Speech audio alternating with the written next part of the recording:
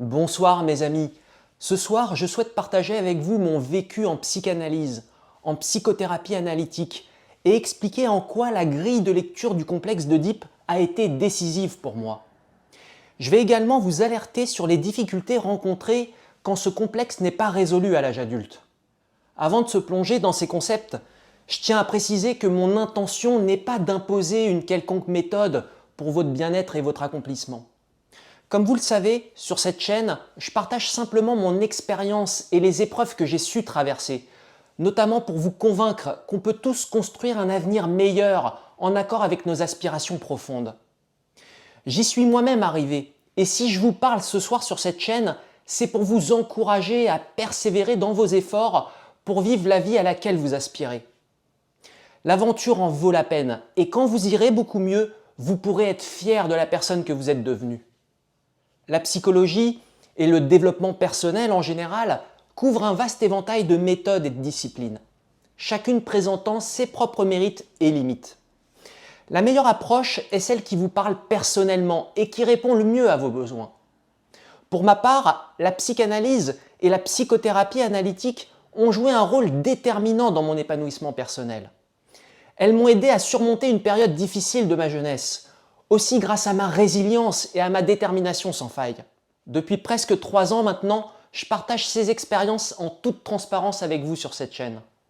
Ce soir, on va se concentrer sur la psychanalyse et son impact crucial sur ma compréhension personnelle et mon développement en tant qu'adulte, notamment à travers le prisme du complexe d'Oedipe non résolu. L'approche analytique a été déterminante pour mon épanouissement, transformant profondément ma perception de moi-même et par conséquent mes relations avec les autres. La psychanalyse nous encourage à entreprendre une profonde introspection. En nous confrontant à nos malaises quotidiens et nos angoisses, en observant attentivement comment les schémas relationnels de notre passé se manifestent encore dans notre présent, la psychanalyse cherche à mettre en lumière les origines, souvent méconnues, de nos comportements et de nos pensées. La psychanalyse incite aussi à accorder une attention particulière à nos rêves, à nos lapsus et à toutes les autres manifestations de l'inconscient. Ces manifestations sont comme des fenêtres ouvertes sur notre psychisme, auxquelles nous n'avons pas un accès immédiat et direct. Cette exploration de l'inconscient vise à décrypter notre personnalité et à analyser les caractéristiques de notre fonctionnement. Ce processus nous aide à comprendre comment on s'est construit dans l'enfance et comment on a évolué. Cette démarche révèle également comment notre personnalité s'exprime dans nos interactions actuelles. La psychanalyse nous permet aussi de comprendre comment certains aspects de notre développement peuvent limiter notre épanouissement personnel. En acquérant une meilleure compréhension de nous-mêmes, on devient capable d'identifier et de modifier les comportements qui nous limitent, permettant ainsi une amélioration significative de notre bien-être et de nos relations interpersonnelles. C'est en ce sens que la psychanalyse offre un chemin vers une connaissance de soi qui éclaire, qui libère notre désir et notre potentiel et qui nous permet de vivre de manière plus authentique et épanouie. Cette approche va donc au-delà du traitement des maladies psychiques. La psychanalyse vise à enrichir notre compréhension de nous-mêmes en nous amenant à des prises de conscience qui améliorent la gestion des émotions et des relations interpersonnelles. Nous avons déjà discuté sur cette chaîne de la manière dont notre psychisme influence, à notre insu, notre perception du monde. La connaissance de soi est donc essentielle pour évoluer en toute lucidité dans un monde extérieur souvent insaisissable. En nous permettant de construire une vie plus consciente et équilibrée, la psychanalyse nous aide à nous libérer des illusions construites durant l'enfance. Illusions qui, sans qu'on en soit conscient, entravent notre évolution actuelle. En se comprenant mieux soi-même, on gagne en maîtrise sur sa vie. On améliore notre capacité à interagir avec les autres, le tout avec plus de sagesse, plus de clarté et de sérénité. La psychanalyse ouvre ainsi la voie à une connaissance de soi salutaire, en éclairant les zones d'ombre de notre psychisme, aussi en libérant notre désir, pour vivre de manière plus authentique et satisfaisante. Ce que je partage avec vous ce soir, ce n'est pas que des simples paroles. C'est une démarche sérieuse qui m'a sauvé il y a 15 ans, quand j'ai touché le fond. J'ai documenté mon parcours dans de nombreuses vidéos sur cette chaîne, en m'appuyant sur mon vécu pour illustrer ces concepts et cette démarche. Je vous encourage à jeter un œil sur cette chaîne si vous ne la connaissez pas encore. Je suis convaincu que vous y trouverez des vidéos et des outils utiles pour votre propre évolution. Au cœur de la théorie de Sigmund Freud, le père fondateur de la psychanalyse, le complexe d'Oedipe est présenté comme une étape cruciale dans le développement psychologique de l'enfant, étape se situant généralement entre 3 et 5 ans. Freud a théorisé que pendant cette phase, l'enfant éprouve une attirance pour le parent du sexe opposé et en même temps développe une rivalité avec le parent du même sexe, un phénomène qu'il considérait comme universel dans la psychologie humaine. Cette dynamique, toujours selon Freud, joue un rôle crucial dans le développement futur de l'individu, car elle influencera profondément à l'avenir son rapport à autrui, son rapport aux figures d'autorité et aux normes sociales établies. La résolution du complexe d'Oedipe est donc vue comme un tournant dans le développement psychologique, marquant la transition de l'enfant vers une phase de plus grande maturité psychique.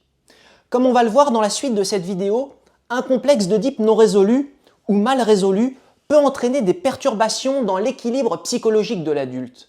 Perturbations entravant la satisfaction des désirs et donc son épanouissement, mais aussi affectant ses relations interpersonnelles et sa capacité à s'adapter aux règles sociales. L'individu peut reproduire des modèles relationnels conflictuels vécus dans l'enfance par le biais de ce qu'on appelle un transfert. Il est donc courant que des problématiques non résolues de l'enfance ressurgissent dans les relations adultes, ce qui impacte négativement son bien-être émotionnel et ses interactions sociales, comme vous pouvez l'imaginer. Je connais bien ce sujet parce qu'il m'a longtemps concerné. J'en parle régulièrement sur cette chaîne, en abordant ses causes et ses conséquences. Je partage également comment j'ai surmonté ces défis, dans l'espoir que ça puisse vous être utile. Comprendre et traiter les répercussions d'un complexe d'Oedipe non résolu est donc un aspect fondamental de la pratique psychanalytique, visant à aider l'individu à atteindre une plus grande maturité émotionnelle. Cette compréhension permet aussi de mettre en lumière les racines de certaines dynamiques relationnelles et comportementales déviantes, pour ensuite les corriger, et tout ceci pour viser un avenir relationnel avec soi et autrui plus épanouissant. Certaines critiques, que je peux entendre, qualifient le complexe d'Oedipe de supercherie ou d'invention sans fondement. Je dois vous dire que, dans le cadre de ma psychothérapie analytique, l'essentiel n'a pas été de prouver l'existence psychique, historique ou mythique du complexe d'Oedipe, mais de reconnaître son utilité en tant que modèle explicatif me concernant. Cette grille de lecture du complexe d'Oedipe m'a permis de mieux comprendre mes relations avec mes parents, en mettant en lumière des dynamiques inconscientes qui entravaient mon développement personnel. Comprenez que, paralysé par mon incapacité à évoluer, ma vie semblait douloureusement stagnée. Dans ce contexte, cette grille de lecture a mis en lumière des aspects de mon enfance que j'avais longtemps évités, parce qu'ils révélaient des vérités douloureuses. Ces révélations, bien que difficiles à affronter, étaient essentielles à ma compréhension et à mon acceptation, pour finalement m'en libérer et avancer. Grâce à la grille de lecture puissante du complexe d'Oedipe, j'ai pu réaliser comment mes attentes maternelles irréalistes envers les femmes que je rencontrais et comment mon désir irrésistible d'affection platonique pour elles avait étouffé ma libido et entravé mon développement personnel jusqu'à mes 26 ans, entraînant même des problèmes d'impuissance et de dysfonctionnement érectile. Vous pouvez imaginer combien il était pesant pour moi de ne pas pouvoir faire l'amour à une femme jusqu'à cet âge, et combien cette nouvelle compréhension a été bénéfique pour moi. En partageant mon expérience sur cette chaîne et en détaillant comment j'ai surmonté ces défis, je souhaite éclairer ceux parmi vous qui pourraient se retrouver dans des situations similaires. Comprenez bien que, en abordant ces problèmes à travers le prisme du complexe d'Oedipe, j'ai pu identifier et rectifier des comportements limitants. J'ai pu enfin tirer un trait sur des attentes déviantes, ce qui a transformé radicalement ma manière de vivre et d'interagir avec les autres. Ça a changé ma vie.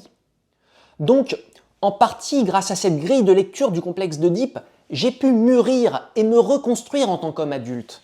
C'était urgent et nécessaire pour moi. Pour celles et ceux qui souhaitent approfondir ces sujets, je mets les liens vers d'autres vidéos sur cette chaîne dans le descriptif ci-dessous. Quand le complexe d'Oedipe n'est pas résolu à l'âge adulte, j'ai appris à mes dépens que ça pouvait avoir de profondes répercussions sur la vie émotionnelle et relationnelle. Les individus qui n'ont pas réussi à établir une autonomie émotionnelle vis-à-vis de leurs parents, ce qui est au cœur de notre discussion ce soir, peuvent inconsciemment chercher l'approbation d'une figure parentale dans leur relation, ce qui mène souvent à des choix de partenaires inappropriés, à des attentes immatures et à des comportements de dépendance affective. Comme vous pouvez l'imaginer, cette quête peut souvent conduire à des schémas répétitifs de déception et de frustration relationnelle, ce qui va exacerber un sentiment de retrait, de solitude et d'inadéquation. Quand je parle de sentiment d'inadéquation, je pense à la conviction profonde de ne pas être à la hauteur des normes imposées par la société, ou de ne pas répondre aux attentes des autres, ce qui peut amener à des comparaisons incessantes avec autrui, et donc ce qui peut affecter sévèrement l'estime de soi. Sur le plan professionnel, ne pas résoudre ce complexe peut compromettre le professionnalisme. Par exemple, en début de carrière, je cherchais inconsciemment chez mes responsables et chez mes collègues le rôle du père équilibré que je n'avais jamais eu.